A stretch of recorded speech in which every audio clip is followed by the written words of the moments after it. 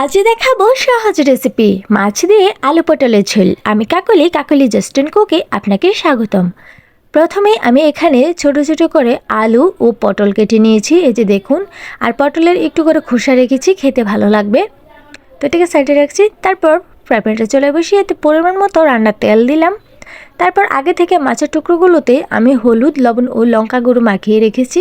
তো এগুলোকে দিয়ে দিলাম আর উল্টো পাল্টে মাছগুলোকে খুব ভালো করে লাল লাল করে ভেজে নেব।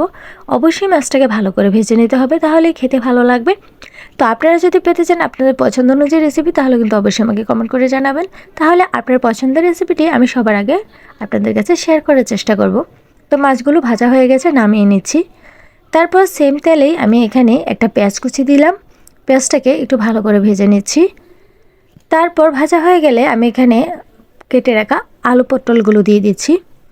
দিয়ে নেড়ে চেড়ে আমি কিছুক্ষণ ভেজে নেব, মিনিমাম 2 মিনিট মতো।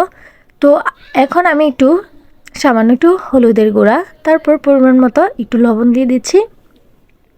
দিয়ে খুব ভালো করে নেড়ে চেড়ে নিচ্ছি। আর 2 মিনিট মতো খুব ভালো করে আমি কষিয়ে নেব। তো কষানোটা যত ভালো হবে খেতে কিন্তু ভীষণ ভালো লাগবে। তো দেখুন কষানো হয়ে গেছে, আপনারা দেখেই বুঝতে পারছেন। আমি মাঝে অনেকবার নেড়ে চেড়ে দিয়েছিলাম। তো এখন আমি দিচ্ছি 1 চামচ জিরে বাটা, 1 চামচ মরিচের গুঁড়া, ঝালটা যে যেমন খেতে চান। তারপর দিচ্ছি 1/2 চামচ একটু হলুদের গুঁড়া। তারপর দিচ্ছি স্বাদ মতো লবণ। লবণটা অবশ্যই পারফেক্ট হতে হবে। তারপর সামান্য একটু জল দিয়ে নেড়ে চেড়ে মশলাটাকে কিছুক্ষণ আমি কষিয়ে নেব। তারপর আমি দিয়ে দিচ্ছি ভেজে রাখা মাছগুলো, দিয়ে আলতো হাতে একটু নেড়ে চেড়ে আরও কিছুক্ষণের জন্য আমি কষিয়ে নেব। তো এই রেসিপিটা কিন্তু একদমই সহজ, একদম অল্প সময়ে এটা রান্না করা যায়, আর খেতেও কিন্তু ভীষণ মজার। তো যেহেতু ফ্রাই প্যানটা জায়গা হচ্ছে না, তো সেই জন্য আমি একটা কড়াই নিয়েছি, কড়াইতে আমি ঢেলে দিচ্ছি।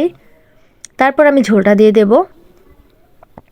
তো দেখুন আমি ঝোলটা দিয়ে দিচ্ছি। তো ঝোলের পরিমাণটা যে যেমন রাখতে চান সেই অনুযায়ী জলটা দিয়ে দিবেন। তো আমি একদম পাতলাও রাখবো না, আবার গাঢ়ও রাখবো না। তো ওই অনুযায়ী আমি জলটা দিয়ে দিয়েছি। তারপর একটু নেড়ে চেড়ে দিয়েছি।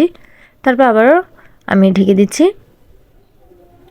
কিছুক্ষণ পরে দেখুন খুব ভালো করে বলক চলে এসেছে, এই যে দেখুন একটু আলতো হাতে নেড়ে চেড়ে দিচ্ছি।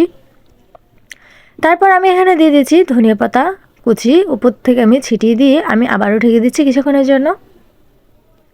কিছুক্ষণ পর ঢাকনাটা সরিয়ে একটু নেড়ে চেড়ে দিচ্ছি। আর দেখি বুঝতে পারছেন তরকারির কালারটা কিন্তু অনেকটা চেঞ্জ হয়ে গেছে। তো আমার কিন্তু রান্নাটা একদমই কমপ্লিট, জাস্ট পরিবেশন করে দেখাচ্ছি। তো বন্ধুরা আপনারা দেখে বুঝতে পারছেন এই রান্নাটা কতটা সহজ আর কতটা মজাদার। অবশ্যই লাইক, কমেন্ট অ্যান্ড শেয়ার করে দেবেন, আর সাবস্ক্রাইব করতে ভুলবেন না।